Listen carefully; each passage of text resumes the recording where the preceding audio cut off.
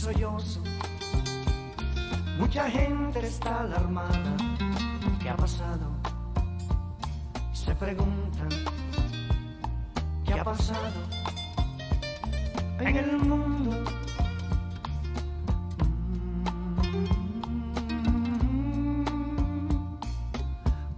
Dios les bendiga, hermanos, en esta tarde. Gracias le damos al Señor por estar una vez más transmitiendo el pan nuestro de cada día. Estamos en una serie muy importante, las cuales son las 7 iglesias del Apocalipsis. Y el día de hoy toca la iglesia Sardis. La verdad que estamos siendo muy bendecidos con estas enseñanzas. Antes de iniciar, les mandamos un cordial saludo de nuestros pastores, nuestro hermano Edilberto Mendoza, nuestra hermana Gisela Valladares. Saluda a toda la audiencia. Tenemos aquí a nuestro pastor Jorge Trejos y la verdad es un privilegio grande compartir con usted esta serie de enseñanzas. Y bueno, pues para dar inicio a este programa y poder empezar a ser nutridos con la palabra de Dios, vamos a hacer una oración y sin antes decirles que no olviden darle like a estas enseñanzas y también que usted comparta este poderoso mensaje. Dios le bendiga, Pastor Trejos. Salúdenos y háganos una poderosa oración para iniciar esta enseñanza. Amén. Bien, hermana, una vez más un saludo respetuoso para el pastor Edilberto Mendoza, familia y congregación. Igualmente para usted, hermana Rosy, Dios le bendiga, para hermana Zulma, que siempre están ahí, como decimos aquí en Colombia, al pie del cañón, trabajando para el Señor. Así que nos bendice mucho verles, saludarles. Igualmente a todas las personas que están conectadas, hermanos y amigos de diferentes lugares, reciban mi extensivo saludo en el nombre de nuestro Señor Jesucristo. Aquí está este servidor, Jorge Trejos, desde Bogotá, Colombia, con el propósito de compartir con ustedes este tiempo en la palabra de Dios, en este gran seminario de escatología. Así que agradezco primeramente a Dios y también a este gran ministerio, el pan nuestro de cada día, por tener tan bello programa que esperamos sea de bendición para todas y cada una de las personas que están conectados con nosotros semanalmente por este mismo horario. Así que reciban mi saludo en el nombre del Señor. Gracias por estar ahí, gracias por sus comentarios generosos y vamos a orar que el Señor nos bendiga y que lo que en este día podamos enseñar sea de edificación para nuestra vida cristiana. Oramos entonces. Bendito Padre Celestial, te damos honor y te damos gracias en esta hora por estar delante de su presencia. Muy bendecido, Señor. Yo sé que tu presencia es invisible, pero real, y por eso convencidos de que tú estás no solamente aquí en este lugar para ayudarme en la enseñanza, Señor, para darme la inspiración y la unción que yo necesito, sino también que tú estás allá en cada hogar, en cada familia, en España y en diferentes lugares del mundo hasta donde llegue esta enseñanza. Bendiga a cada oyente, Señor, unge en mi caso, Señor, mis labios, mi mente, mi corazón, pero también unge los oídos de cada persona que está a través de estas redes sociales para que la palabra de Dios corra en sus vidas y el nombre de Jesús sea glorificado. Amén y amén. Gracias a ti, mi Señor Jesús. Amén. Bueno, mis hermanos, entonces, como el tiempo nos apremia y hoy es corto, entonces vamos a hablar un poquito acerca de la iglesia de Sardis, que está registrada en el capítulo 3 del libro de Apocalipsis. Pero antes de leer la porción bíblica, hablemos de Sardis, de la ciudad, no de la iglesia, sino de la ciudad. Entonces, Sardis fue la antigua capital del reino de Lidia. Fue fundada por el rey Lidio Igiges y estaba ubicada en las laderas del monte Témolo. Actualmente ese monte se llama el monte Bosdax. Esta ciudad alcanzó una riqueza muy famosa en los años 600 a.C. Allí se inventó por primera vez el dinero en monedas. Al igual que Tiatira, era una ciudad poderosa en el comercio de telas, ya que estaba cerca, más o menos a 48 kilómetros al sur de Tiatira. Ahora, Sardis, por la ciudad de Sardis pasaba el río Páctolo, que actualmente se llama el río Yedis, desemboca en el mar Egeo, muy famoso, por cierto, porque había mucho oro en ese río. Era una ciudad inexpugnable por los acantilados que la rodeaban. era casi imposible tomarse en esa ciudad en esos tiempos. Inclusive Ciro, el rey de los persas, en el año 549 a.C., la tomó gracias a que un día vieron un soldado que se le cayó el casco y él descendió por unos lazos, por los acantilados, y al descolgarse por el muro para recuperar el casco, le mostró el camino a los enemigos, y más tarde los enemigos se tomaron a esta ciudad de Sardis precisamente por esa misma vía. Así que cuando un vecino se sube por la fachada de su casa, porque las llaves se le quedaron adentro en la casa, le está mostrando el camino a los ladrones. Así que eso no se debe hacer. Esa misma táctica permitió que fuera capturada por segunda vez en el año 214 a.C. por Antíoco Epífanes. Alguna vez yo les hablé a ustedes de Antíoco Epífanes. Antíoco Epífanes fue un gobernador de Seleucia en el año 168 a.C. Este hombre fue un anticristo, fue un hombre malo, fue un hombre que persiguió a los judíos, quemó los templos, quemó los pergaminos de esa época, causó una gran humillación al pueblo judío, porque para los judíos lo más humillante es que un impío, un inconverso, un gentil haya sacrificado un cerdo sobre el altar del templo, cuando el altar es sagrado para ellos, y es sobre el altar donde los judíos toda la vida han sacrificado corderos para Dios, corderos para el sacrificio, corderos por arrepentimiento, corderos por acción de gracias, etc. Así que Sardis fue devastada, hermanos, de esta manera por Antíoco Epífanes. Pasaron muchos años y en el año 17 a.C., Sardis sufrió un terrible terremoto. El emperador Tiberio generosamente lo reconstruyó. Su destrucción final ocurrió en el año 1402 después de Cristo, cuando fue conquistada por los mongoles a las órdenes de Timur. Así que nada quedó de la antigua gloria de Sardis. Todo lo que era Sardis desapareció en el año 17 antes de Cristo. Ahora, mis hermanos, en el año 1402 después de Cristo. En Sardis adoraban a la diosa Cibeles, que según ellos era la esposa de Saturno y la madre de Júpiter, de Neptuno y de Plutón. Eso según la creencia de los habitantes de Sardis. Dicha diosa, según ellos, pagana, era asociada con la fertilidad y también era asociada con el libertinaje y la inmoralidad. A esta iglesia de Sardis, que estaba ubicada, hermanos, en esa ciudad tan pagana y tan mala, Dios le da un mensaje duro. Creo que el mensaje más duro de las 7 iglesias es a la iglesia Laodicea, que vamos a estudiar más adelante, y a esta iglesia de Sardis. Esta iglesia de Sardis fue reprendida duramente porque fue una de las peores de su época.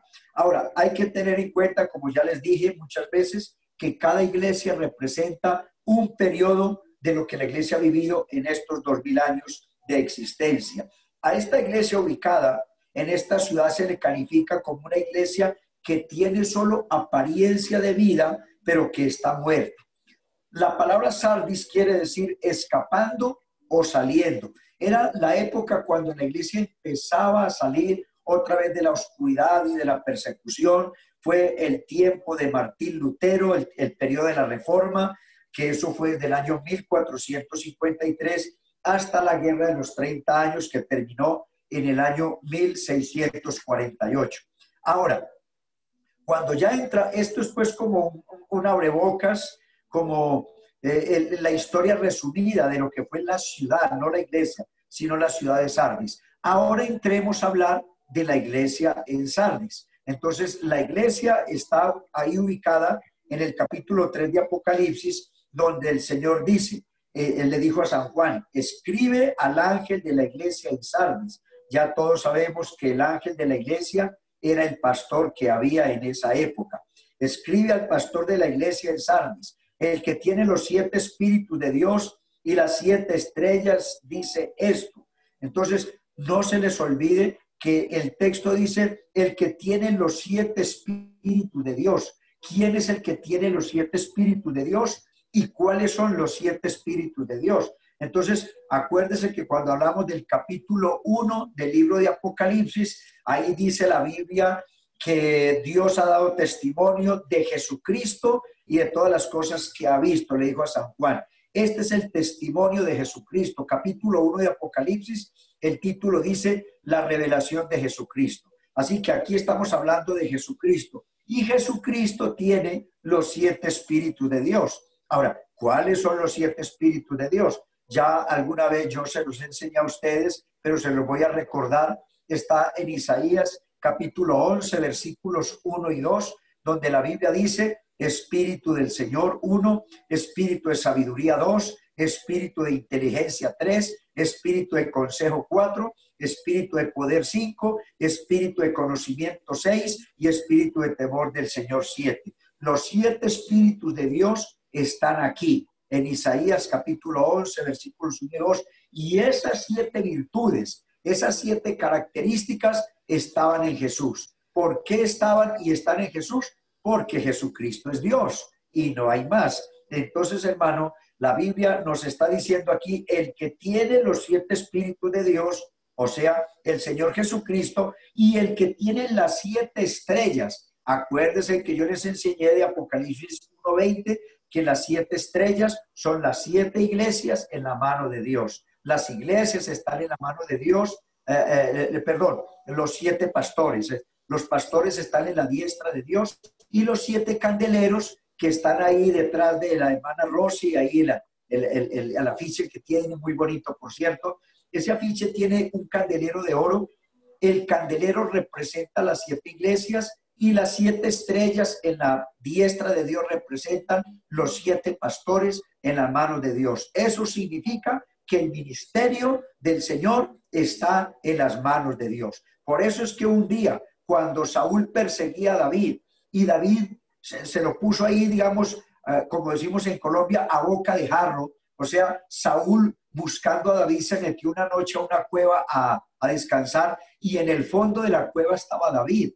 Y un soldado le dijo a David: David, mire lo que hay en la puerta. Acaba de entrar tu enemigo y no sabe que estamos aquí en la oscuridad, que estamos aquí adentro. Jehová te lo ha puesto en su mano. Mátalo para que empieces a reinar. Y las palabras de David respecto al rey Saúl, que era su enemigo encarnado, no, su enemigo que lo buscaba por las montañas, David dijo: no voy a tocar al ungido del Señor. Así que cuando una persona empieza a hablar, a desprestigiar de los pastores, puede ser que hay pastores que dan mal testimonio, puede ser que hay pastores que dan que decir. Nosotros como pastores tenemos que tener cuidado y ser responsables ante Dios y ante la iglesia. Nosotros tenemos que predicar y practicar lo que predicamos. Si hay alguien que tiene una responsabilidad grande delante de Dios, somos nosotros, porque nosotros no podemos predicar una cosa y vivir otra. Así que nuestra gran responsabilidad es, con nuestra enseñanza, con nuestros hechos, predicar, porque no hay consejo más peligroso, no hay cosa más peligrosa que un buen consejo acompañado de un mal ejemplo. Cuando uno da mal testimonio, uno se quita la autoridad de parte de Dios. Así que no estoy aquí, hermanos, para decir que los pastores no somos humanos, que los pastores no nos equivocamos. Claro que sí, pero los pastores tenemos un gran compromiso con Dios y con la iglesia, así que el pastor tiene que ser un hombre de Dios. Pero una persona, así el pastor tenga errores, no tiene la autoridad, no tiene, hermanos, el por qué tocar al ungido del Señor. Cuando un pastor tiene algún problema, Dios se encargará de tratar con ese pastor, Dios se encargará de reprender, de enseñar, de corregir. De hecho, hay pastores que han tenido que salir del ministerio y han perdido los privilegios ministeriales por no haber guardado su vida. Así que, hermanos, ninguna persona tiene el derecho a tocar a un líder de Dios, porque los líderes de Dios están en las manos de Dios y Dios está ahí para bendecirlo o para reprenderlo si hay la necesidad.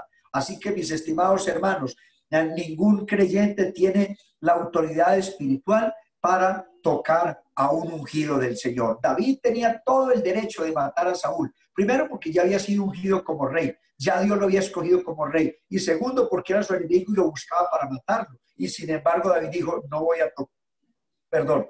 a tocar al ungido del Señor. Así que, hermano, los 7 estrellas en la diestra de Dios representan los 7 pastores de estas 7 iglesias. Y así sucesivamente, todos los pastores en el mundo entero que predican la sana doctrina están en la diestra de Dios. La palabra diestra significa poder y autoridad. Entonces, el que tiene las 7 estrellas en su mano derecha, el que tiene los 7 espíritus de Dios dice esto. Le dice a la iglesia de Sardis: yo conozco tus obras, que tienen nombre de que vives y estás muerto. Oiga, qué impresionante esto, mis hermanos. Dios le está diciendo a la iglesia de Sardis: usted tiene nombre de que vive, pero usted es una iglesia muerta.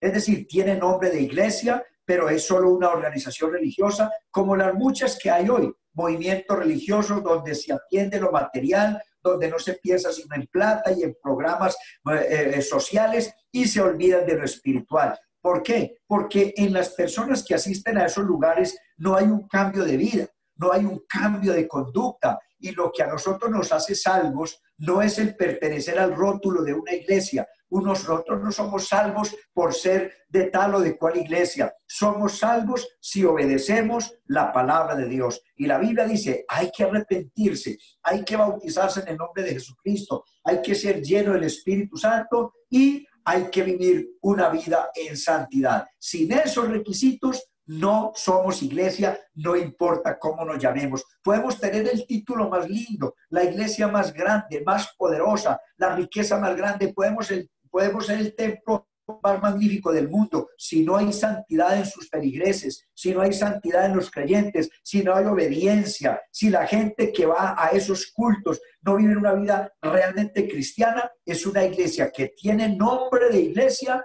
pero está muerta. No es una iglesia. Así le pasaba a la iglesia de Sardis. Tenía membresía, tenía cultos, tenía liturgias, tenía comités, tenía líderes, tenía programas, seguramente programas de la época, programas radiales, qué sé yo. Había maneras de comunicarse. Tal vez no tenía la televisión ni las redes sociales, no tenían WhatsApp, ni tenían tampoco los medios que nosotros tenemos hoy, pero tenían otra manera de expandir el evangelio. Así que era una iglesia muy próspera, económicamente estaba muy bien ubicada, pero era una iglesia que era como un club, una asociación, era una institución. Y no olvidemos que la iglesia de Dios, aunque sí tiene organización, no es una organización. La iglesia es un cuerpo, un organismo viviente por cuyas arterias fluye el Espíritu Santo de Dios. Así que la iglesia tiene que ser guiada por el Espíritu Santo, tiene que ser llena del Espíritu Santo. Así es, así debe de ser y así tiene que ser. Ahora, en el concepto de Dios, Sardis era un cadáver que solo se identificaba por su nombre. Tenía nombre de iglesia de Sardis, pero de iglesia no tenía nada. Y hermanos, sería muy bueno preguntarnos nosotros qué concepto tendrá Dios de nosotros. A mí siempre, alguna vez yo prediqué un mensaje en los Estados Unidos, creo que fue en alguna iglesia, en una campaña, no recuerdo exactamente dónde, pero prediqué en una iglesia una vez un tema que titulé Los elogios de Dios. Y miren, hermanos, a mí me llama la atención porque ¿a quién no le gustan los elogios? Cuando a usted le dice, oiga, ese vestido está muy bonito, o cuando usted le dice, usted es una persona muy inteligente, o cuando usted le dice, usted es una persona muy eficiente, cuando usted le dice, usted es una persona muy elegante, usted es muy bonita o muy bonito, etcétera, pues uno siente como bien, ok, gracias, ¿no? Entonces, mis hermanos, los elogios nos estimulan, los elogios nos motivan. Y hermano, uno cree que son temas que no están en la Biblia y resulta que sí están en la Biblia. Un día el diablo se apareció ante el Señor para acusar a Job. ¿Y sabe qué dijo Dios de Job? Dios le dijo al diablo, ¿no has considerado a mi siervo Job? Que no hay otro hombre más recto, más perfecto, temeroso de Dios y apartado del mal como mi siervo Job. Y cuando yo leí eso, yo dije, como dicen los hermanos americanos, ¿no? ¡Wow! ¿No? Ese es un término que nosotros no usamos, que lo escuchamos de los americanos, ¿no? ¡Wow! ¿No? ¿Cómo así? Ese era el concepto que Dios tenía de Job. Dios le dice al diablo, ¿no has visto a mi siervo Job? Que no hay un hombre más manso, qué bonito eso, más humilde, más consagrado, un hombre fiel. Oiga, cuando yo escucho eso, cuando yo leo eso, yo me pregunto, ¿qué pensará Dios de mí? ¿no? Por ejemplo, un día Gedeón estaba guardando el trigo porque los madianitas venían y se le robaban el ganado y se le robaban el trigo. Y Gedeón, que eso está en capítulo 7 del libro de Jueces,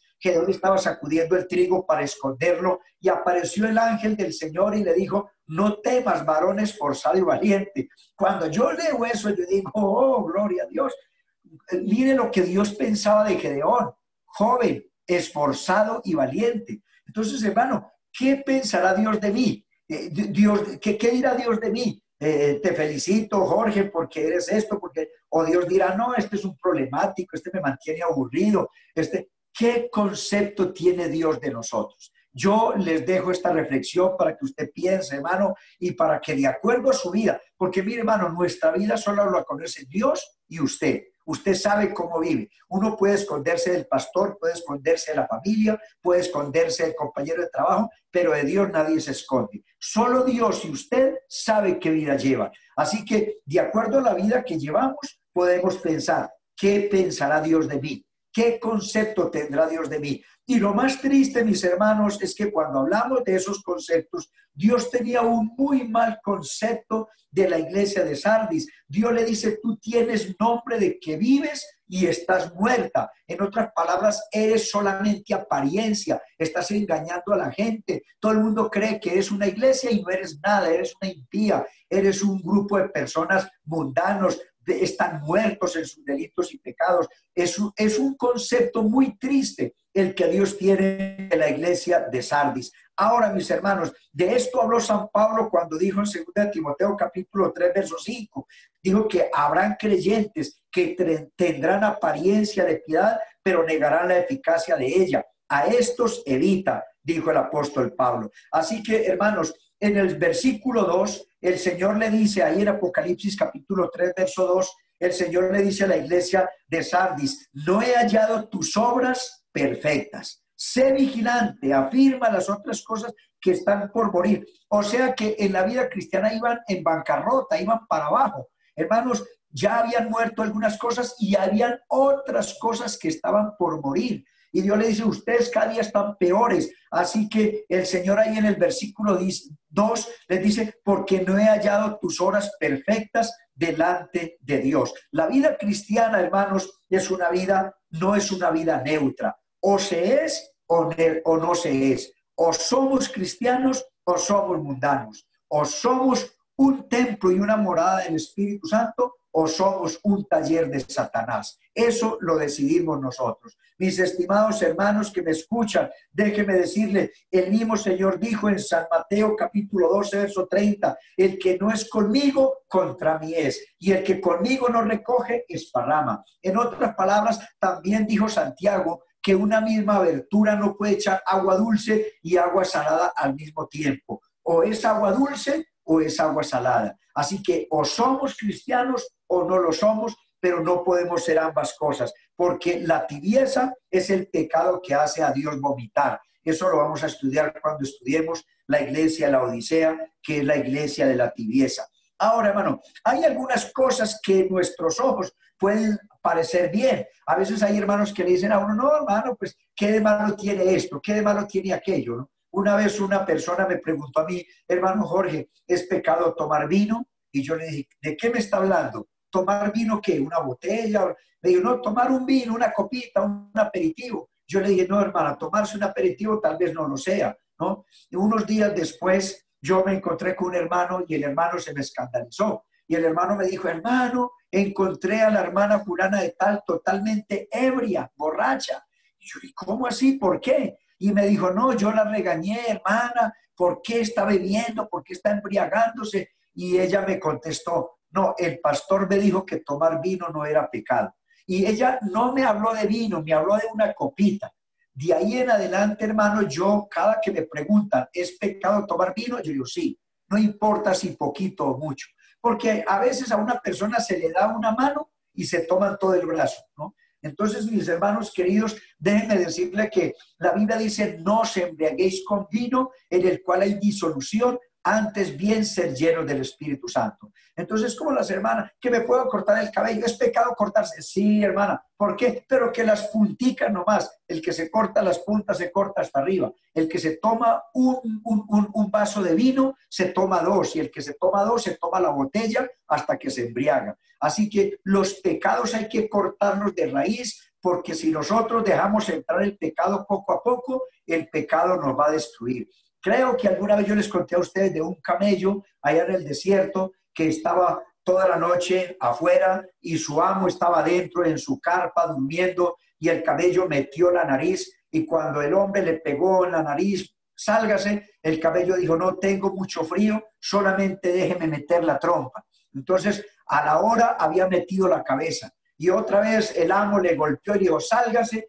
Y el camello le dijo, no, es que está haciendo mucho frío, solamente déjeme meter la cabeza. A la medianoche había metido medio cuerpo, y el hombre le golpeó otra vez y dijo, sálgase, que aquí no hay espacio para los dos. Y el camello le dijo, está haciendo mucho frío, es solamente medio cuerpo. A la madrugada, el camello había metido todo su cuerpo dentro de la carpa, y el hombre tuvo que salirse de la carpa. Lo que estoy queriendo decir con eso es que los vicios, los pecados, los malos hábitos van entrando de a poquito a nuestras vidas, se van apoderando de nuestras emociones, de nuestra mente, de nuestro corazón, y después resultamos nosotros afuera de la iglesia, afuera del Señor, afuera de las condiciones espirituales. Así que un cáncer no se cura, hermanos, con una pomadita, no se cura con un remediecito, no se cura con una pastilla. El cáncer hay que extirparlo a raíz, hay que sacarlo desde la raíz, y el pecado hay que sacarlo de la raíz. Por eso fue que Lot fue un cristiano tan mundano, porque aunque Lot sacó la familia de Sodoma, no sacó a Sodoma de sus corazones. Por eso, mis hermanos queridos, cuando uno viene al Señor y se arrepiente, uno tiene que hacerlo de verdad y tiene que cortar todas las mañas, los resabios, la vida pecaminosa que trajimos del mundo, porque la Biblia dice, seguid la paz con todos y la santidad, sin la cual nadie verá al Señor.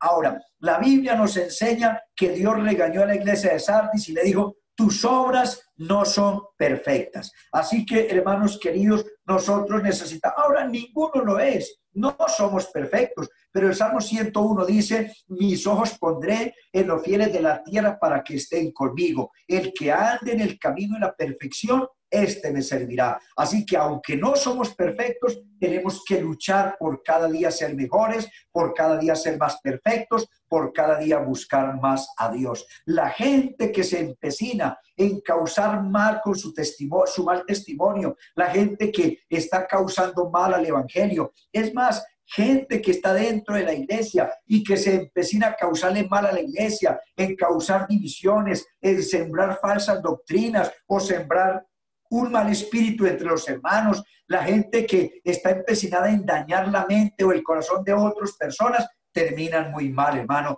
y eso lo vemos frecuentemente en la iglesia. Si no se arrepiente, es solo cuestión de tiempo, porque como dicen por ahí popularmente, para razones el tiempo. Mire que el apóstol Pablo, antes de ser apóstol, cuando era inconverso todavía, cuando se llamaba Saulo de Tarso, él trató de dañar la iglesia, y cuando él perseguía la iglesia y agarraba a los cristianos y los llevaba a las cárceles y los maltrataba y los torturaba, un día iba a Damasco a acabar con los evangélicos de Damasco, y el Señor se le apareció en el camino a Damasco, lo tumbó en el piso, lo encegueció y oyó una voz que le dijo, Saulo, Saulo, ¿por qué me persigues? Así que dura cosa, le dijo el Señor a Saulo, dura cosa te es dar cosas contra el aguijón. En otras palabras, el que daña a la iglesia, el que trata de sonsacar miembros de una congregación, el que trata de dañar la mente de una persona, el que trata de sonsacar creyentes, el que habla mal del pastor, de los líderes, el que habla mal de la iglesia, hermano, está dando cosas contra el aguijón, se está estrellando contra una pared, está peleando con el Señor. Y si nos ponemos a pelear con el Señor, los que perdemos somos nosotros. Así que hay que ser muy cuidadosos.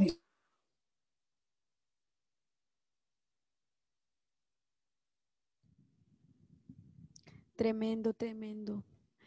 Está siendo una enseñanza bastante...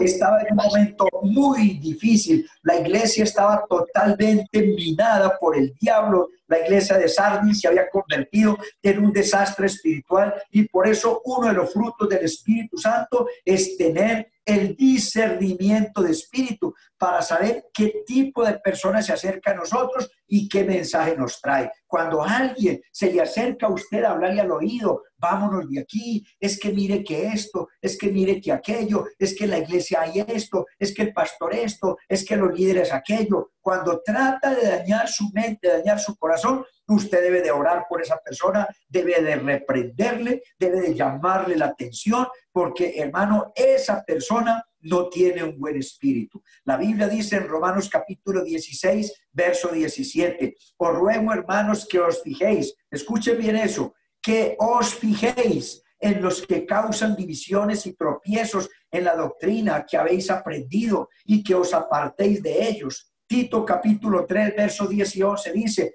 el hombre o la mujer que cause divisiones después de una u otra amonestación, deséchalo sabiendo que el tal se ha pervertido y peca y está condenado por su propio juicio. Así que hay que ser muy cuidadoso en eso, hermano. Algunos piensan que la tolerancia o los grandes predicadores son los que traen avivamiento a la iglesia. Hermano, yo no voy a tener un avivamiento si tengo una iglesia mundana. Algunos pueden pensar, hay un predicador que decía que nosotros los pentecostales no estamos ganando almas y estamos cerrando la puerta al reino de Dios porque somos muy fanáticos por la manera de vestir de las hermanas, que por el cabello de las hermanas, que porque hay tanta tradición y tanta fanatismo y tanto misticismo y que por eso es que la gente no entra. No, es que el Señor una vez recibió a un joven y este joven se acercó y le dijo, Señor, son pocos los que se salvan, y el Señor sabe qué le contestó, no se preocupe si son pocos o muchos, usted procura entrar por la puerta, porque ancha es la puerta que lleva a la perdición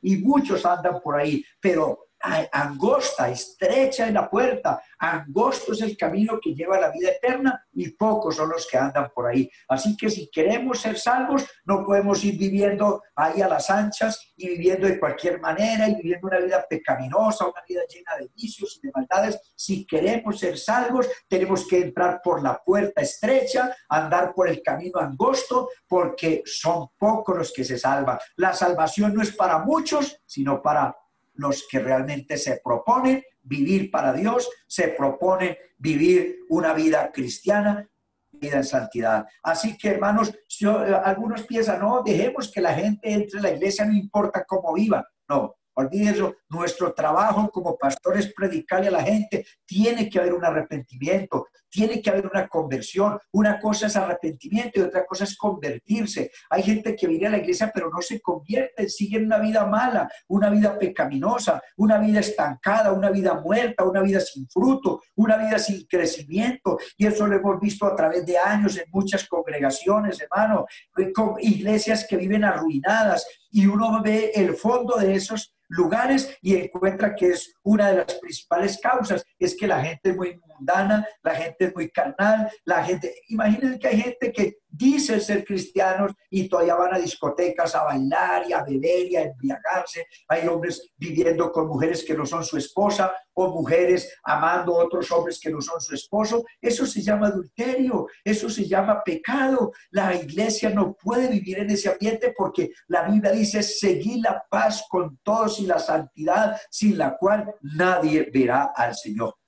Así que, mis hermanos, es el arrepentimiento, es la vida de oración la que trae bendición a nuestras vidas. Un barco se construye para navegar en el mar y no para que el mar se meta en el barco. Una iglesia es para rescatar almas del mundo y no para que el mundo se meta a la iglesia. La iglesia que vivía en un desorden similar, San Pablo le escribió a la iglesia de Galacia, y está en Gálatas capítulo 5, verso 15. A la iglesia de Galacia, San Pablo le dijo estas palabras: pero si os mordéis y os coméis unos a otros, mirad que también no os consumáis unos a otros. En otras palabras, si ustedes viven agarrados peleando, si ustedes viven chismoseando, si ustedes viven con falsas doctrinas, si ustedes viven una vida desordenada, tengan cuidado que también no se consuman en el infierno unos a otros. Hay que ser cuidadoso con eso, mis amados hermanos. Hay que prestar atención. ¿Qué clase de hermanos son tus amigos? porque no se les olvide que los pájaros de la misma pluma siempre se juntan.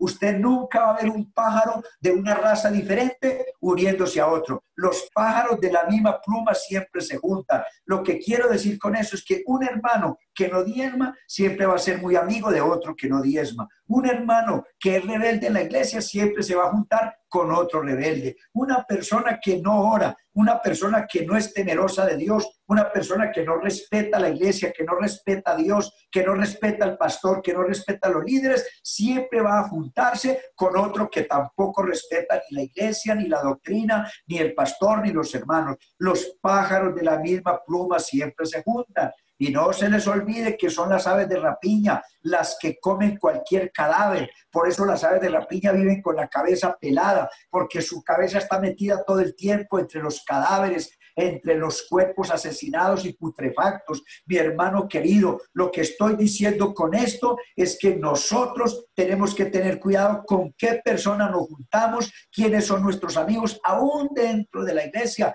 porque la iglesia se compone de ovejas y no de aves de rapiña. Pero siempre no falta alguien que se disfraza como oveja para engañar y para sonsacar personas. Bueno, hermanos, yo pensé que el mensaje que Dios le predicó a la iglesia de Éfeso era un mensaje muy duro. Yo pensé cuando hablé a usted de Pérgamo que era un mensaje muy duro. Yo pensé, hermanos, que era un mensaje muy duro para la iglesia de Tiatira, porque hablamos de los que toleran a la doctrina de Jezabelismo y muchas otras cosas, pero ahora nos encontramos que Dios es más duro con la iglesia de Sardis que con cualquiera de las otras iglesias. Ojalá que alguien que me está escuchando no salga ofendido diciendo el pastor Jorge Trejos de Bogotá me ofendió, lo que nos dijo fue muy duro, me siento lastimado. Mi estimado hermano del alma, no estoy aquí para ofender a nadie, es la palabra de Dios. Estoy predicándoles de una iglesia llamada Sardis, que tenía nombre de que vivía, pero estaba muerta. Y yo lo que quiero es que usted, mi hermano que me escucha, no sea un cristiano que tiene nombre de cristiano, pero que no lo es, sino por el contrario, que si usted es cristiano, honre ese nombre con su testimonio, con su vida, porque la palabra cristiano quiere decir seguidor de Cristo. Por primera vez a los cristianos se les llamó así en Antioquía. Fue en la iglesia de Antioquía donde se le puso a los evangélicos por primera vez la palabra cristiano. Y la palabra cristiano quiere decir seguidor de Cristo. Si somos cristianos pentecostales, vamos a dar un buen testimonio y vamos a honrar ese título de cristianos con una buena imagen y un buen testimonio. Así que en lugar de que alguien se me vaya a sentir incómodo u ofendido, hermano, déme un abrazo fraternal y dígame, hermano, gracias porque esta palabra arde, pero es medicinal. Usted sabe que los remedios que son difíciles de tomar son los que sirven. Cuando yo era un niño, me daban un remedio que llamaba paico, o me daban un remedio que, un purgante, y eso arrojaba todos los bichos de mi cuerpo, las lombrices y muchas otras cosas, hermano, y eso me dejaba mi estómago limpio. Pero el paico aquí en Colombia es una mata amarga como el ajenjo. Era terrible a mí levantar a las 4 de la mañana a tomarme ese remedio para poder curarme de todos los bichos en mi organismo. Así que, hermano, era horrible el sabor, pero era saludable, era medicinal. Así que la palabra que es dura y que a veces nos duele, hermano, y que a veces nos abre las llagas del corazón, hermano, es la palabra que cicatriza, es la palabra que suaviza, es la palabra que produce un resultado. Así que espero que esta enseñanza nos bendiga y nos ayude a entender que tenemos un compromiso, no con la Iglesia Pentecostal Unida de España, sino con el Señor Jesucristo, que nuestra responsabilidad. Yo no me bauticé en el nombre del hermano Mendoza, yo no me bauticé en el nombre de Jorge Trejos, yo me bauticé en el nombre de Jesucristo. Y ojalá no me malentienda, respete a su pastor, ame a su pastor, escuche a su pastor. Yo no estoy diciendo que usted lo menosprecie o que no lo respete. Lo que estoy diciendo es que el día que fuimos a la pila bautismal, tuvimos un compromiso directamente con Dios. Así que Dios nos exige santidad y hay que vivir en santidad. Así que, mis hermanos, voy a terminar con esta palabra donde el Señor le dijo arrepiéntete. En otra palabra, es un llamado que Dios hace a la iglesia de Sardis. Arrepiéntete, no a un momento de remordimiento, sino de arrepentimiento. Arrepentimiento quiere decir que vamos a corregir las cosas malas que estén en nuestra vida, en nuestro hogar. Vamos a buscar la manera de mejorar nuestro testimonio, de orar más, de ir más a la iglesia, de buscar más a Dios, de respetar más a nuestros líderes, de respetar más a nuestros hermanos, de vivir una vida que le agrade a nuestro Señor Jesucristo. Que el Señor los bendiga. La próxima semana, mis amados hermanos, estaremos continuando la segunda parte con la iglesia de Sardis, para que usted, hermano, se prepare y por favor no se ponga un protector en el corazón, déjelo abierto para que la palabra entre, no importa si lo raya, si le duele, si le abre la herida, pero lo importante es que su corazón sane y que la gloria de Dios se manifieste en su vida. Un abrazo, mis hermanos, y gracias por estar ahí. Sí, Señor. Dios le bendiga, pastor. Qué maravillosa Amén. palabra. La verdad, Dios lo usa. Ha hablado a mi vida y seguramente a todos los demás hermanos que están escuchando esta enseñanza tan poderosa. No es nomás, o sea, es una enseñanza supremamente importante, porque vemos que actualmente se puede ver en muchas iglesias esa tibieza espiritual, esa situación espiritual, ese estado que normalmente no nos damos cuenta cuando caemos en ese estado, y eso es bastante importante, el analizarnos, el examinarnos para no caer en el estado como era el ejemplo de la iglesia en Sardis, ¿verdad? Amén. Amén. Pastor, tenemos preguntas de WhatsApp. Mire, la primera es: ¿quién es el principal responsable del descuido espiritual? O sea, estamos hablando de que cuando el Espíritu de Dios le habla a la iglesia, le habla primero al ángel, ¿no? Al pastor, y le da los detalles, le da las pautas a seguir, como quien dice esa palabra, esa reprensión va directa. Entonces, en el sentido de iglesia, ¿quién es el principal responsable en el tema de espiritualidad? ¿El pastor, los miembros, o es de ambos? A ver, hermana, es tú y solamente tú, ¿no? Entonces, la responsabilidad es individual, ¿no? La responsabilidad de nosotros ante Dios es cada quien responderá por sí mismo. La Biblia dice: el Padre no llevará la culpa del Hijo, ni el Hijo llevará la culpa del Padre. Así que yo, únicamente yo, soy responsable ante Dios de mi conducta. Soy yo la persona que tengo que corregir los malos hábitos, que tengo que arrepentirme. Soy yo el que sé cómo está mi vida. Es lo que les dije ahora, hermano. Mire, a veces uno puede engañar al pastor, puede engañar a la familia, puede engañar a otras personas, pero uno no puede engañar a Dios, porque Dios desciende hasta la tronera del corazón humano. Dios es el que conoce nuestros pensamientos, nuestras intenciones.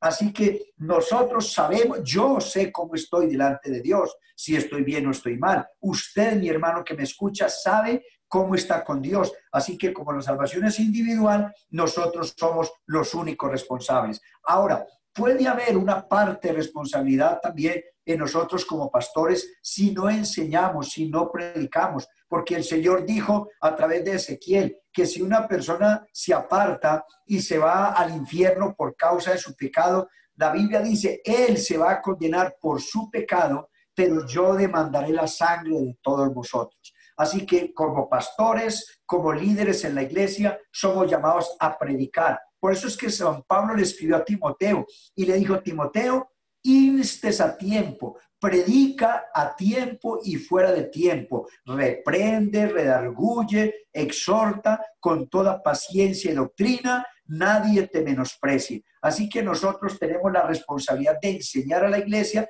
de predicar este tipo de mensajes. Así algunos se incomoden, así algunos se molesten, pero nuestra responsabilidad como pastores es predicar, porque Dios le dijo a Moisés: enséñales el camino y díganles lo que tienen que hacer.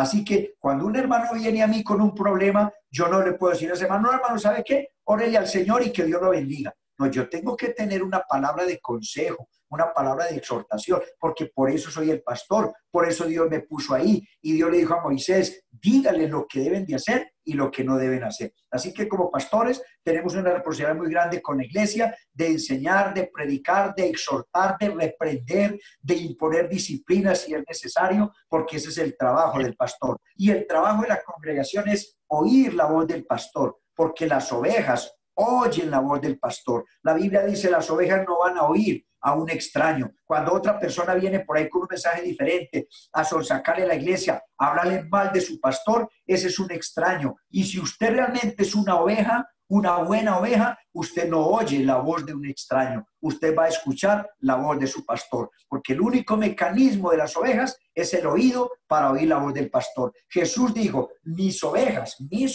oyen mi voz, ¿no? Entonces, hermanos, nuestra responsabilidad para ustedes es enseñar y la responsabilidad de ustedes es escuchar y obedecer la palabra de nuestro Dios. Amén, amén, pastor. Gracias por esa respuesta. Es la realidad. O sea, hay iglesias, bueno, en las iglesias no falta la palabra de Dios. Siempre, siempre hay renovación en la palabra, pero también la responsabilidad del miembro de poner por obra esa palabra, ¿verdad? Amén. El no escucharla y, como decía usted, ¿no? Al finalizar esta, no poner un estorbo en el corazón para que esa palabra no llegue, sino que penetre, ¿verdad? Entonces somos nosotros, disponer nuestro corazón para que la palabra de Dios haga el trabajo que tenga que hacer, ¿verdad? Pastor, ¿cómo comienza la tibieza espiritual en una persona?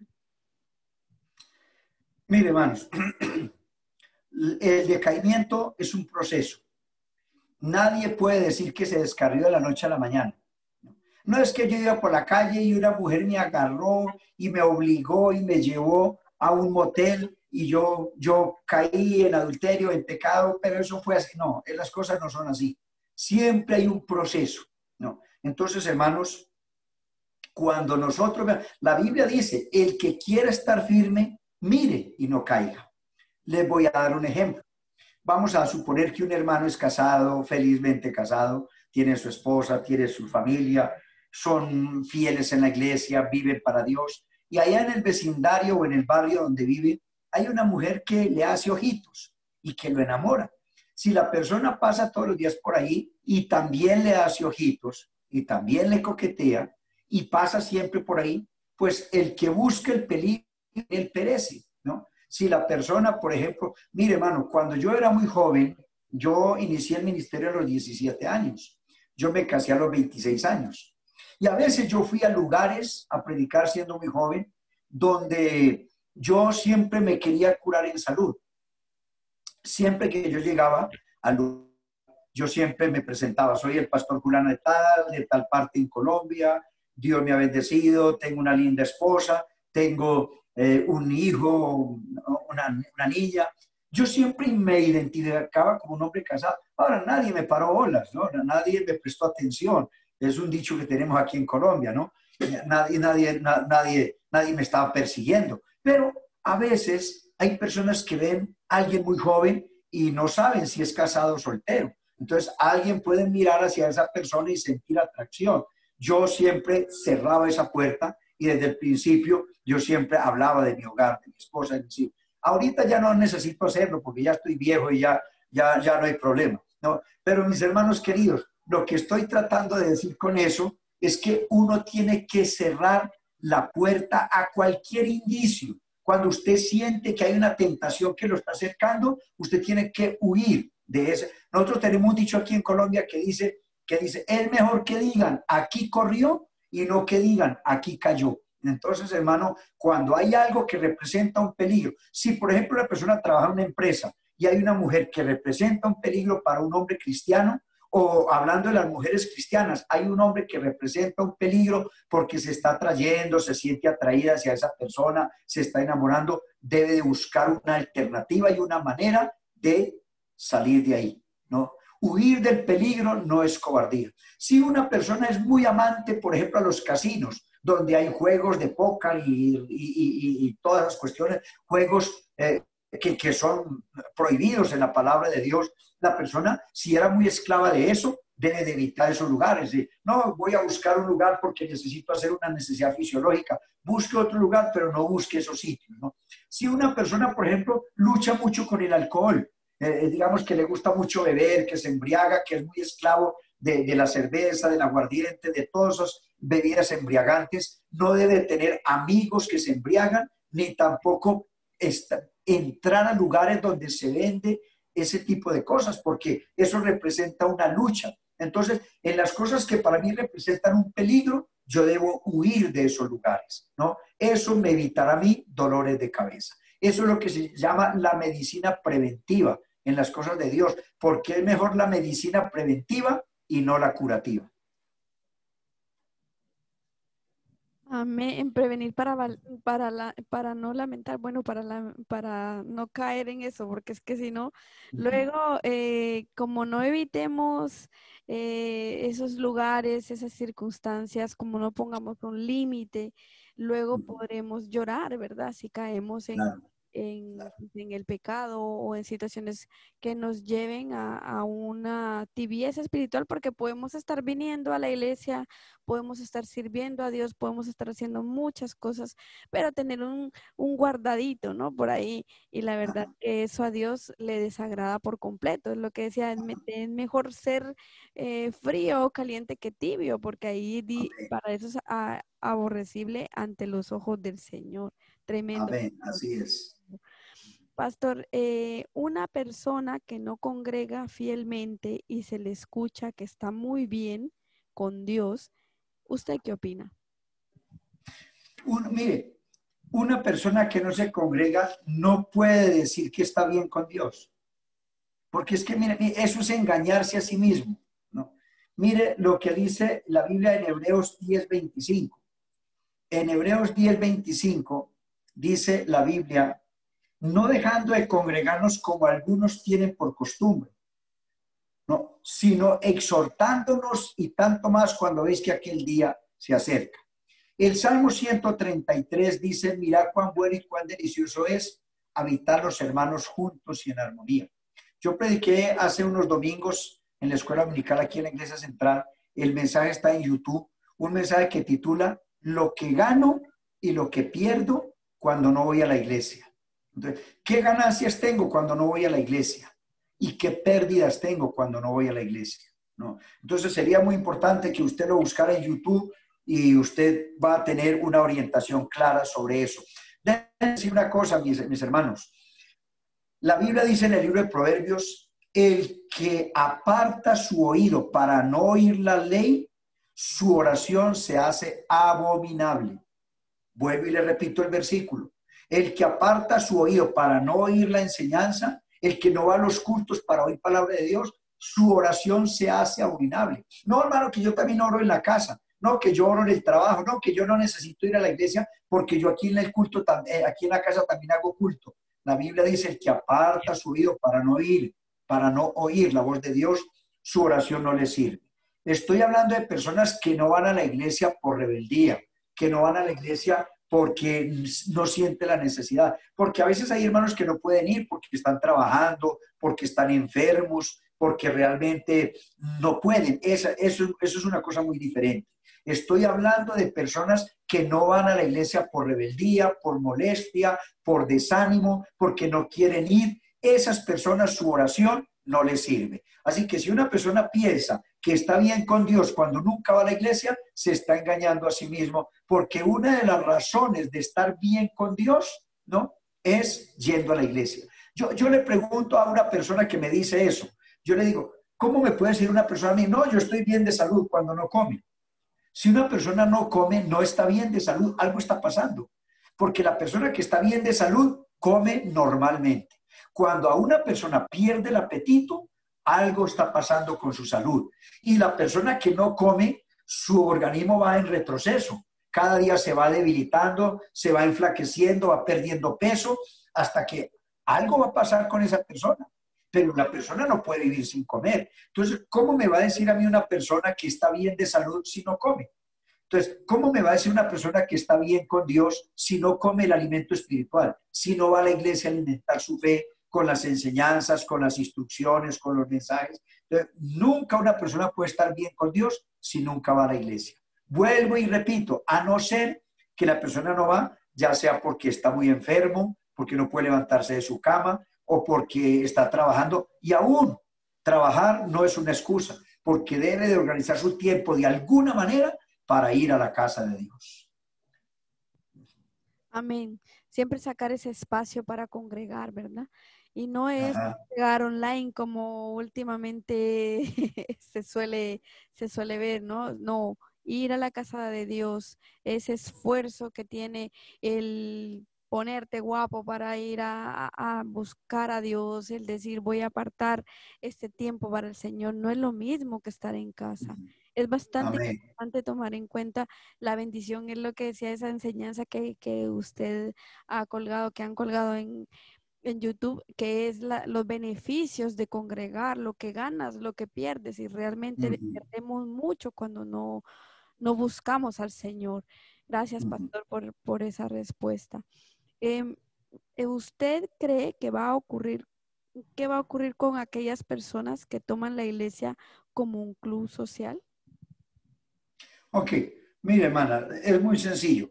El Señor dijo a Dios lo que es de Dios y al César lo que es del César. Cuando yo les hablé a usted de la iglesia de Pérgamo, yo les comentaba que uno de los problemas más grandes de la iglesia de Pérgamo y la razón por qué se mundanalizó es porque la gente perdió su objetivo y la gente vieron la iglesia simplemente como una religión.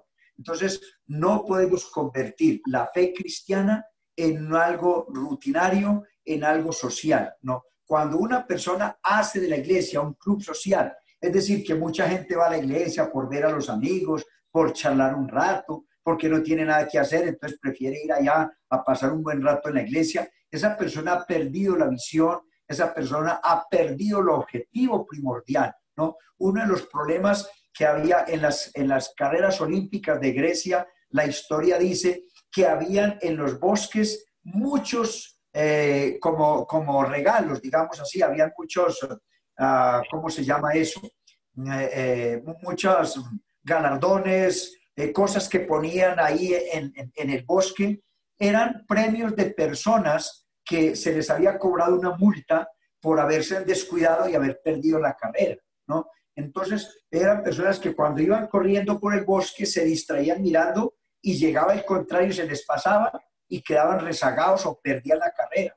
Esas personas recibían las multas y de esas multas compraban como artesanías y cosas, y el ir por esa montaña y encontrar esos galardones era una prueba de personas que habían perdido su carrera por descuido. Entonces, hermano, cuando nosotros perdemos el objetivo principal, que es la salvación de nuestras almas, que es la bendición de Dios, estamos perdiendo el objetivo de la iglesia. La iglesia tiene un objetivo y es salvación. Si la persona mira a la iglesia con otros ojos, está perdiendo el tiempo, porque la iglesia no es un club social, es el cuerpo del Señor y es el único medio que nos enseña cómo ir al cielo. Yo siempre le he dicho a la gente, la iglesia no es el cielo, pero sí nos enseñan cómo ir al cielo. Entonces, una persona no puede mirar la iglesia como un club social o como ir a la iglesia simplemente por pasar el tiempo o por relajarse un rato. A la iglesia hay que ir con fe, con devoción, con amor, con necesidad espiritual. Como dijo David, cuán amables son tus moradas. Yo prefiero un día en la casa de Dios que ir fuera de ellos. A la iglesia hay que ir con sed de Dios y con necesidad de Dios. Amén, tremendo, pastor. O sea, están las dos partes, ¿no? Estos dos tipos de personas, las que no creen en congregar, las que deciden, yo me congrego por internet, y es lo mismo, y las personas que vienen, hacen ese esfuerzo por venir, pero toman la iglesia como un club social, como voy a pasar un rato, converso con los hermanos, la paso bueno, pero no quiero compromiso en la iglesia, no quiero ir más allá de lo que necesitas saber, ¿no? Porque realmente el involucrarte en el servicio del Señor trae más bendición aún que el hecho de congregar, Claro. genera bendiciones en la vida cuando uno sirve al Señor. Entonces es bastante importante que analicemos, ¿verdad? Que no es, o sea, es el dejar mi casa, congregar, y no es solo congregar, es involucrarme, es buscar, es conocer que la casa de Dios no es cualquier lugar, ahí se encuentra bendición y vida eterna, como dice la Amén. palabra, ¿verdad? Sí, así es. Amén, qué bonita Gloria a Dios. respuesta, pastor. Pastor, el apóstol Pablo dice, "Presen- preséntate a Dios como obrero aprobado, ¿cómo sé si soy aprobado o aprobada?" Ajá. Procura, o sea, fueron las palabras del apóstol San Pablo a Timoteo, porque Timoteo iba a emprender el ministerio como pastor. Entonces Pablo le dice a Timoteo, procura presentarte ante Dios como obrero aprobado, que no tiene de qué avergonzarse y que usa bien la palabra de verdad. En otras palabras, el hombre que va a dedicar su vida al ministerio, que va a servir a Dios, debe de ser un hombre aprobado, no reprobado. O sea, hay gente que sale al ministerio sin un llamamiento de Dios. Hay personas que dicen, no, yo no necesito organización, yo no necesito jefes, yo no necesito líderes, yo voy a poner mi propia iglesia, yo puedo predicar, yo sé hacerlo. Esas son personas que se autonombran pastores, se autonombran líderes. Y la Biblia dice que hay un orden bíblico entre el llamado y el envío. Por ejemplo, Dios llamó a Eliseo. Un día el profeta Dios le tiró el manto y Eliseo se fue detrás y le dijo, aquí estoy. Y Elías le dijo, ¿yo qué te he hecho? Vaya, siga trabajando. No, en ese momento cuando Elías le tiró el manto a Eliseo, Eliseo recibió el llamamiento. Pero Eliseo fue y vendió la yunta de los bueyes, hizo un sancocho de despedida, un almuerzo, para que me entiendan, de despedida con todos los familiares y los vecinos, los parientes más cercanos, y se despidió y se fue. Y estuvo 10 años detrás del profeta Elías como siervo, trayéndole agua, lavándole los pies, haciéndole mandados. Es decir, como un siervo, 10 años. Y a los 10 años, él recibió el ministerio de Elías y hizo el doble milagros que hizo el profeta Elías, ¿no? Él le dijo a Elías, deme una doble porción de su espíritu. Y usted cuenta los milagros que hizo Elías, y Elías hizo 7 milagros. Eliseo hizo 14 milagros. O sea que Eliseo recibió la doble porción que había pedido. Pero antes de recibir la doble porción y de ser un pastor a todo un profeta, primero tuvo que ser siervo 10 años. Entonces una persona, un aparecido por ahí que no se somete al pastor, que no se somete a una iglesia, a una organización, que no le gusta el orden, que quiere mandar a todo el mundo, pero no quieren que a él lo manden, esas personas se autodenominan, pero no son llamados. Entonces, ahí es donde hay que ser muy cuidadosos. Creo que alguna vez yo les dije a ustedes, si yo fuera un miembro de la congregación, jamás sería miembro de una iglesia independiente, porque esa persona me exige a mí diezmar, me enseña a mí someterme al pastor, pero esa persona ¿a quién se somete? Si no tiene oficiales que lo gobiernan, que le ponen disciplina, que le ponen orden, que le ponen límites. Él me manda a mí, pero él ¿a quién lo hace? Entonces la Biblia me dice a mí, cuando yo gobierno sobre unas personas, tenga en cuenta que hay otros por encima de mí que me gobiernan a mí. Y ese que me gobierna a mí tiene otro más arriba que lo gobierna a él. Ese es el orden jerárquico de Dios. Así que, hermanos, disciplina, organización, orden, obediencia, sometimiento son virtudes y están en la Biblia y hay que hacerlo.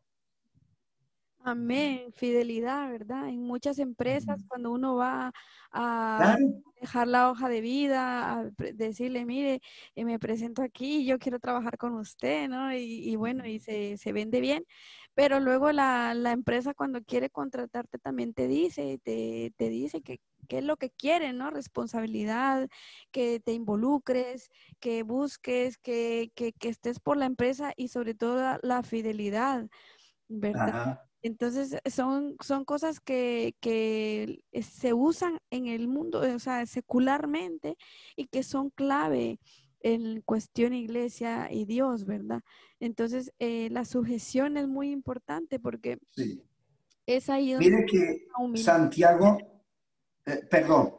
Santiago dice en capítulo 3 de su epístola, versículo 1, dice, hermanos míos, está hablando a la iglesia, ¿no? Hermanos míos, no os hagáis maestros muchos de vosotros, sabiendo que recibiremos mayor condenación.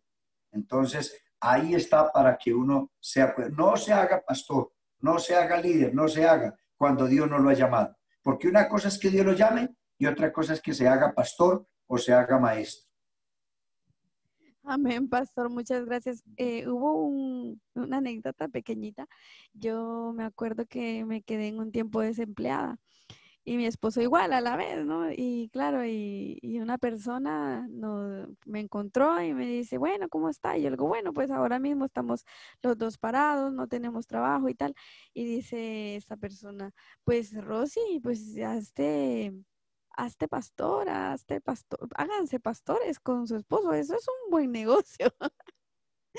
Sí. Y yo me reí y le digo yo, ¿qué dice? Realmente esta persona no sabía de lo que realmente es, porque es un llamado, es algo de Dios, es algo que no es autonombrarte ni autodecirte, no, las cosas no son así, ni son tan fáciles como es que un negocio, no, realmente es un llamado, es un legado de Dios que representa mucho sacrificio, fidelidad, algo que es con Dios, no es con el hombre, simplemente con Dios, ¿verdad?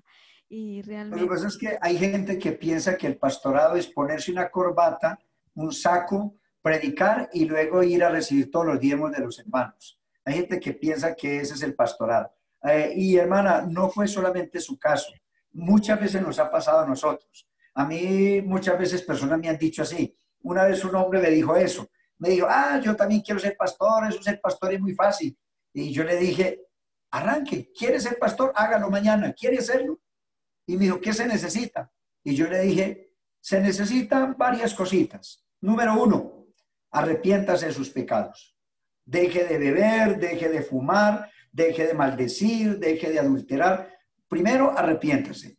Número dos, bautícese en el nombre de Jesús para el perdón de los pecados. Número tres, reciba el Espíritu Santo con la evidencia de hablar otras lenguas. Número cuatro, asista a una iglesia. 2, 3, 5, 8, 10 años. Aprendiendo, porque usted no puede salir a hablar lo que no sabe. Entonces usted tiene que estar bajo la dirección de un pastor, aprendiendo, estudia un instituto, siquiera unos 2, 3 o 4 años, ¿no? Y después, si Dios lo llama, entonces puede salir. ¿Cuánto puede suceder eso? Eso puede pasar 5, 8 o 10 años. Y cuando usted sale al ministerio, usted no sale con una iglesia de 100 o 200 personas. Usted va a predicar a un parque, a predicarle a 1, a 2, a 3, a 5 personas, ¿no? No le van a pagar arriendo. Trabaje y usted paga el arriendo. Esas 5 personas, de las 5 le diezman por ahí 1 o 2 personas. El resto no lo hace. Entonces, usted tiene que ponerse a trabajar porque usted con los diezmos de 1 o 2 personas no va a vivir. Y si usted trabaja y le va bien, a la vuelta de 8 o 10 años tiene una iglesia de 50, 100 personas, 200 personas, y ahí sí puede ser un pastor y vivir un poco mejor. Pero eso le va a demorar otros 5, 8 o 10 años. De manera que para usted ser un pastor, 15 años. Usted verá si quiere empezar. La gente piensa que hoy quiero ser pastor y mañana ya va a tener 200 personas diezmando. Que la gente siempre está pensando en la plata. ay, no, y no sabe lo que dice porque realmente a lo mejor usted recibe 10, pero da 9 o da 12. Ah, sí, Porque sí. no es nomás. Ay, pastor, que la verdad es bastante interesante todos estos tipos de enseñanzas. Pastor, para terminar, tenemos una pregunta que dice, ¿cómo me doy cuenta que vengo a la iglesia y hasta puedo servir, pero ante los ojos de Dios estoy muerto? Ok, bueno, lo que yo le dije ya varias veces, solo Dios y usted sabe cómo están ante Dios. Si la persona que viene a la iglesia está sirviendo a Dios, la persona sabe en su corazón internamente, tal vez no lo sepa ni el pastor ni la iglesia, pero la persona está viviendo en pecado, allá en su vida sola, en su vida personal, está viviendo en pecado, esa persona está muerta, ¿no? Tienes nombre de que vives, si es un líder, lo ven, lo escuchan predicando, cantando, en el grupo de alabanza, lo ven actuando, pero esa persona está muerta. Si esa persona siente eso, sabe que está así, la persona, un muerto, ¿qué necesita? Necesita vida. Entonces, si una persona tiene esa conciencia, Dios mío, yo estoy pecando, yo estoy viviendo mal delante de Dios, la gente no lo sabe, o sea que yo soy esa persona que tengo nombre de que vivo, pero estoy muerta o muerto. Entonces, ¿qué tiene que hacer esa persona? Ir a un rinconcito en la iglesia o en su casa, allá en una piecita solo, arrepentirse de sus pecados, pedirle perdón a Dios y corregir su vida, abandonar lo malo que esté haciendo y emprender la vida cristiana. Con Dios siempre hay una segunda oportunidad. Y si le es posible, si puede vencer el temor, el miedo, la vergüenza, y puede ir al pastor y hablar con el pastor y decirle, hermano, perdóneme, pero yo he estado sirviendo aquí, sin embargo, mi vida no está bien, yo tengo problemas con mi vida personal, estoy viviendo en pecado, debe de pedir un consejo a su pastor, debe de pedir un consejo, una oración, ¿no? Si la persona siente avergonzada y no es capaz de hacerlo, nunca olvide que el único que nos puede perdonar nuestros pecados es Dios y que la persona primero que todo debe de ir a Dios, ¿no? Y orar, arrepentirse, porque la persona puede ser perdonada, pero únicamente cuando confiesa ese pecado y se aparta. Proverbios 28 dice, el que encubre su pecado no prosperará, pero el que los confiesa y se aparta. O sea, si una persona los confiesa, pero al otro día siguen lo mismo o a la semana siguen pues no pasa nada, ¿no? Entonces, si lo confiesa y se aparta, alcanzará misericordia. Amén, amén. Gracias, pastor, por esta enseñanza tan poderosa que nos ha dado. Vamos a cerrar el programa con una poderosa oración. ¿Nos Amén. puede dirigir en ella, pastor? Amén, claro que sí. En el nombre de Jesús de Nazaret te damos honor y te damos gracias por este tiempo que hemos tenido con nuestros hermanos en España, allá para la iglesia en Martorell, Señor, en Barcelona, igualmente para este gran programa El Pan Nuestro de cada día. Bendice cada uno de mis hermanos que están ahí semanalmente, Señor, bendice al pastor, bendice la congregación, bendice los líderes, bendice a nuestra hermana Rosy, nuestra hermana Zulma, a cada uno de los que siempre están trabajando, que están coordinando, Señor, todas las personas que sacaron estas 2 horas o este tiempo, Señor, desde sus casas, Señor, que han sacrificado su descanso para oír palabra de Dios, para conectarse, para estar atentos a la enseñanza. Bendiga sus hogares, bendiga sus familias, bendiga su economía. Señor, permítales que esta noche, cuando ellos se disponen a dormir, a descansar con sus familias, sea una noche tranquila, una noche de paz y de bendición. Señor, quita todo insomnio, quita toda preocupación, toda dolencia, toda enfermedad en algún cuerpo de alguno de nuestros hermanos o amigos, para que esta sea una noche agradable allá en sus casas, que en paz se puedan acostar y dormir, Señor, porque solo tú, oh Señor, nos haces vivir confiados. Gracias por este día y gracias por darme el privilegio de compartir estas enseñanzas con nuestros hermanos aquí a la distancia y a través de estas redes sociales. En el nombre glorioso de Jesús, declaro bendición, declaro victoria, declaro dulces sueños para todos mis hermanos en España y en otros países o en otros lugares donde estén conectados con nosotros. Que la paz de Dios, que sobrepasa todo entendimiento, les bendiga, les guarde y les haga tener sobre ustedes una noche y un sueño en paz y en bendición. En el nombre de Jesús, nuestro amado Señor y Salvador. Amén y amén. Amén. Gloria a Dios, pastor. Vamos a saludar a unas personas que siempre se conectan. Si usted tiene a alguien para saludar, prepárelas, los nombres y vamos a empezar a saludar.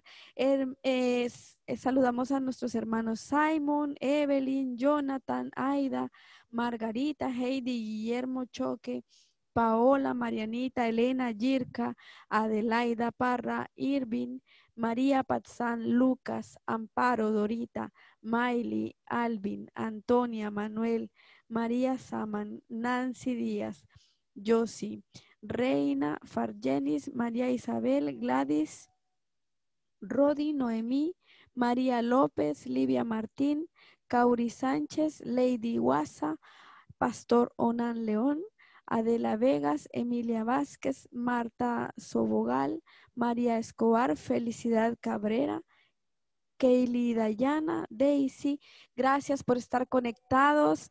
Bendiciones a Marlen también. Pastor, ¿usted tiene a alguien a quien quiera saludar muy cordialmente?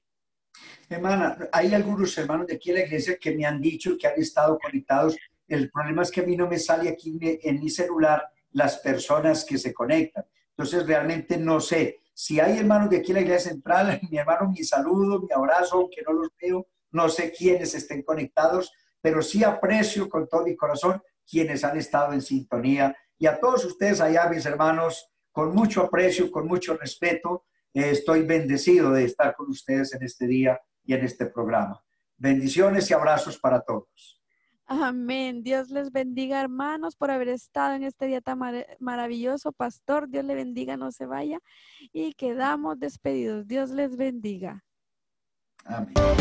Impactante, la gloria de Jesús es algo impresionante. Es inimaginable su poder y cómo Él no lo ha y jamás lo habrá. Impactante lo que ha hecho Dios aquí en este mismo instante.